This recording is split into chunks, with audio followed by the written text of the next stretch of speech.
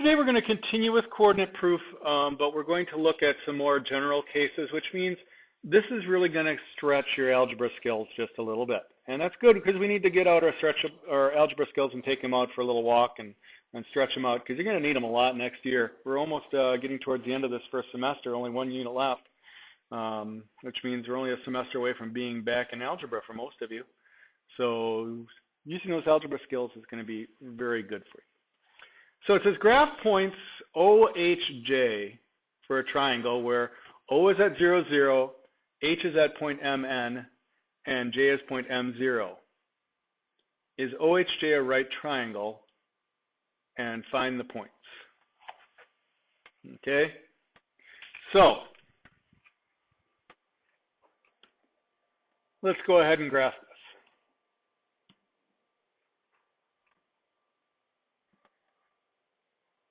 Going to get a segment out here. O is at 0, 0.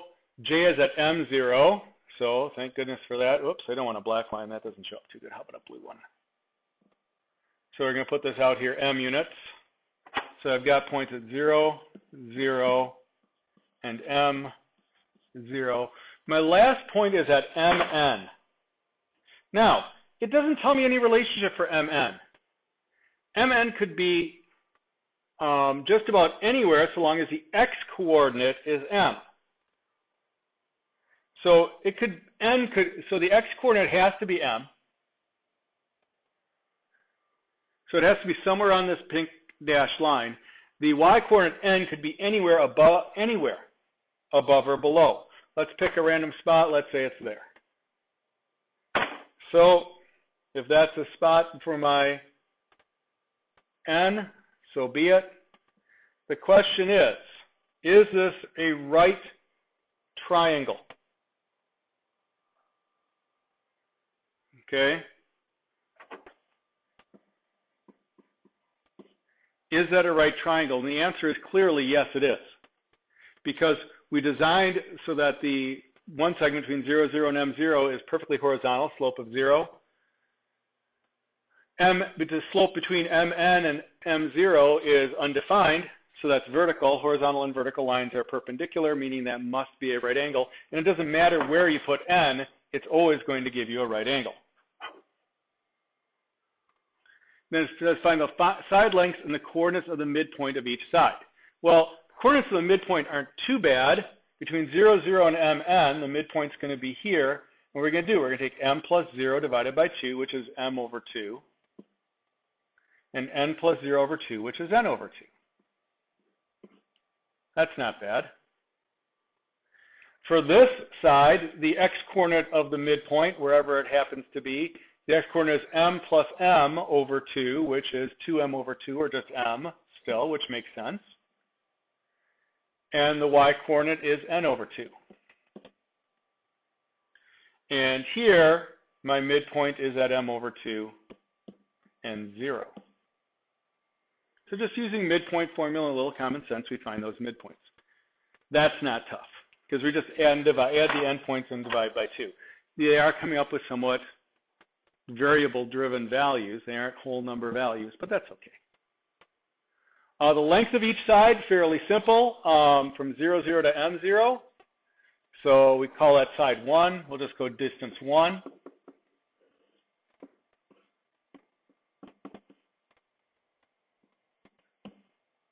Okay, so from 0, 0 to M0, we have 0, 0, and M0.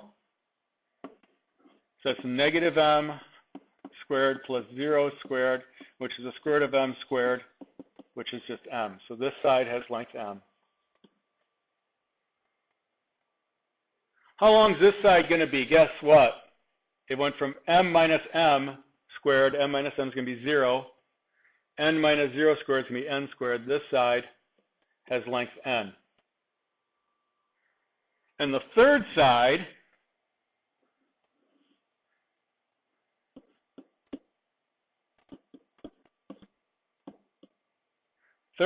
goes from 0, 0 to MN. But let's do the MN first, just for the sake of making things look a little nicer. From MN to 0, 0. So that's the square root of M squared plus n squared, which, by the way, does not simplify. So the three sides are m, n, and the square root of m squared plus n squared. What does the square root of m squared plus n squared remind you of anything at all that you've learned before? Yes, Pythagorean Theorem. Remember Pythagorean Theorem, a squared plus b squared equals c squared? So c squared would be the square root of a squared plus b squared. That's what we're proving here, essentially.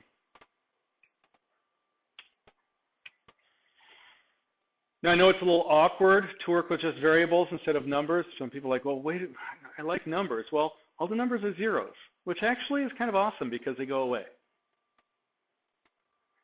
And we're just left with some fairly straightforward variables to work with, and that's something we just have to get used to doing. It's more advanced mathematics.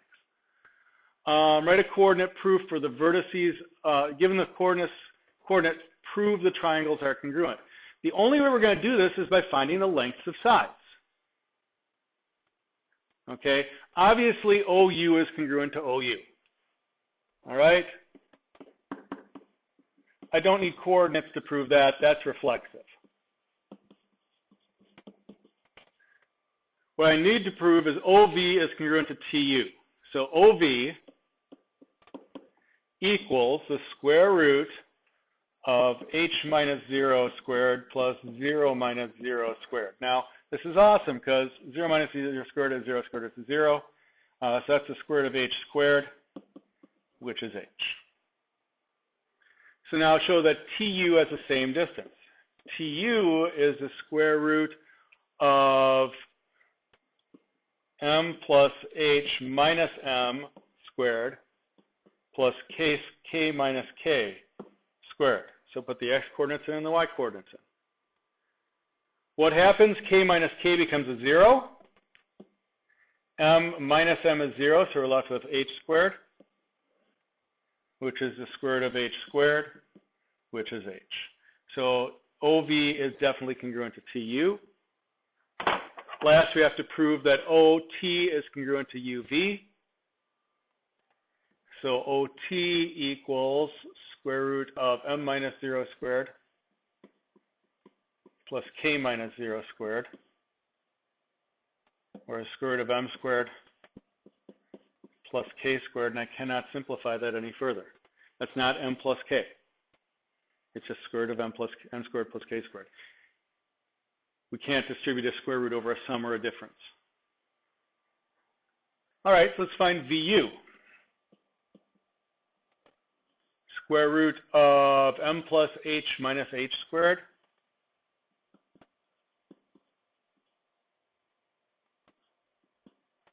plus k minus 0 squared.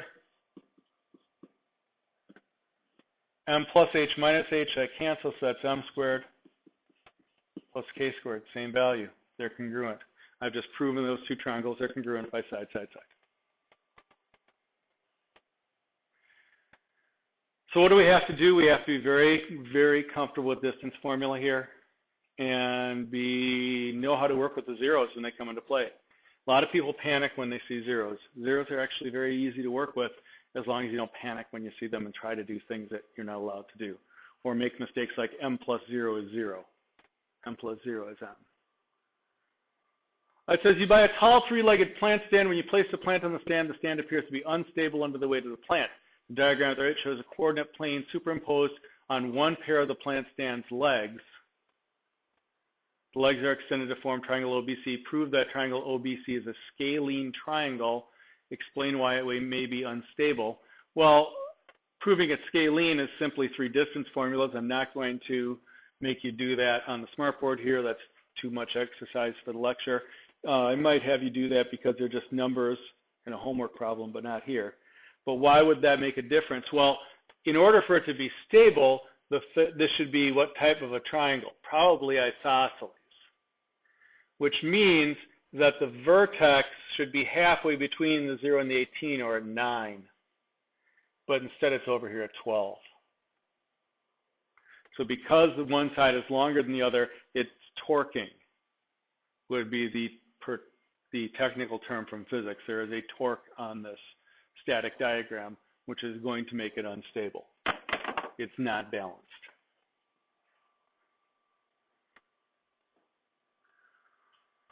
And finally, write a coordinate proof.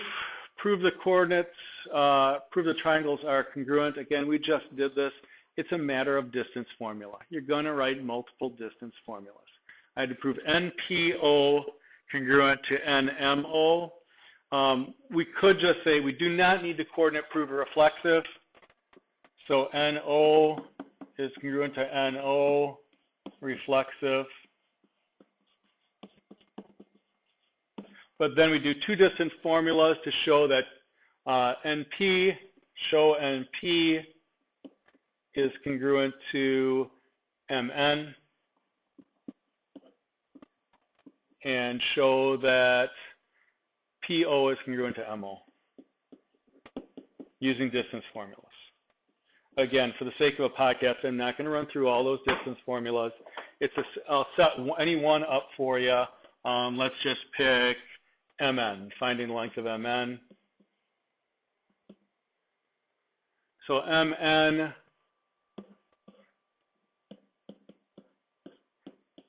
again, we just plug the values in. The x coordinates are 2h and h. The y coordinates are 0 and h. 2h minus h is 1h. 0 minus h is negative h. Negative h squared is the same thing as h squared, so that's square root of h squared plus h squared, which is the square root of 2h squared. So that's the kind of algebra you're going to be doing. So lots of stuff to do here in preparation.